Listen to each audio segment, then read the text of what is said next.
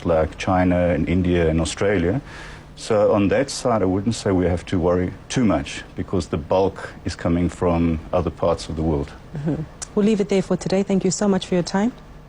That's the newly appointed chair in economic development at Wits University, Professor Ronald Wall. ECIC, your export risk partner.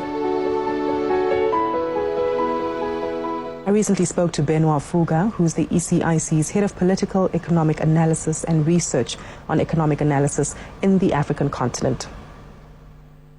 I think at governmental level, the Department of Trade and Industry has put in place various incentives and different instruments to encourage export trade, given these risks that exporters encounter in selling outside of the country where they don't have certainties about their customers, which may be public or private buyers.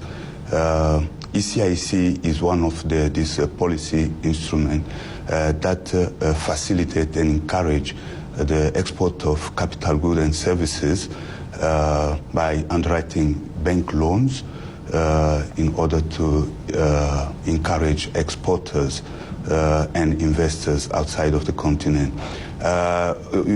Risk, as we speak about them, we see risk coming from political and commercial side.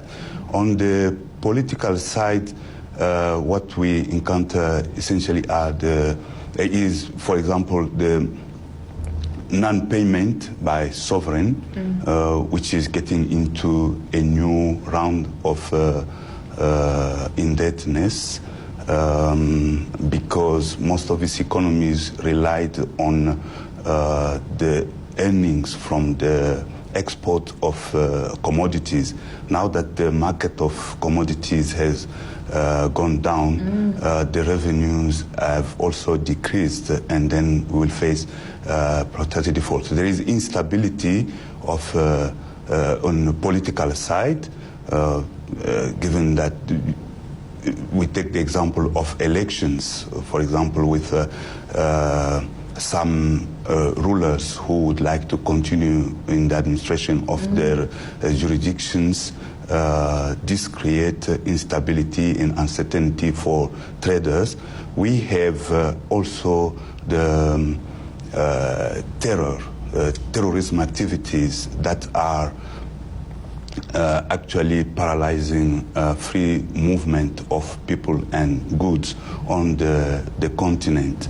Ben, if I may interject there, the key elements that you've highlighted regarding the economic as well as political risks and the terrorist attacks, does this make Africa a more risky environment to actually provide cover for, especially when it comes to comparison with our global counterparts? Terrorism activities, you get them also outside of the continent. It's not only here, but the problem is that there's not much that is being done to thwart the expansion of these activities. It's like it is left to each country where these terrorists are residing to solve the problem. It's not solved at regional level or continental level. That's a weakness that I observed in addressing this issue. But it's a risk that we are facing on the continent, and that is actually putting a brake or discouraging free trade on the continent. If we do look at the mandate of the ECIC, I do understand that there's a number of far-reaching collaborative efforts with governments across the continent and globally. How far have we come in our efforts to encourage trade, especially among these regions, despite the threats that you've highlighted? You know, at ECIC, we have, within my unit actually, we go out to discover new opportunities and countries where the South Africans can find new markets. We have gone to countries like Madagascar, Cote d'Ivoire, DRC, and very recently to Kenya. In these meetings, in these trips, we collect the information about the country. We meet with public authorities and private economic operators and discuss with them and find out how we can facilitate trade and investment on those territories. ECIC, your export risk partner.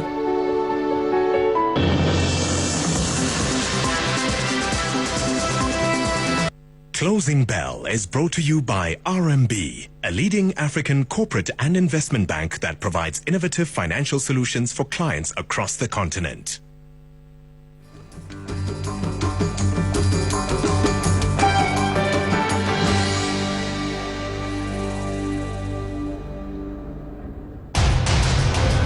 In its fight against unemployment, the city of Johannesburg has set aside over 3 billion rand for work packages that see communities delivering municipal services in their own neighborhoods. Through Josie at Work, the city procures services directly from community-based enterprises and cooperatives. Come with us as we go on the ground to see how this project is changing people's lives in the 1-hour documentary Legacy Josie at Work. That's at 1300 CAT on Thursday, 30 June. When you're growing a business, you're not just doing it for yourself. But we know you knew that. When you're growing a business, handshakes mean food on the table. But we know you knew that. We know success is not final. We also know failure is not fatal. It's the courage to continue that counts. The courage to grow is business. We've got the advisors, products, and solutions that enable you to do so.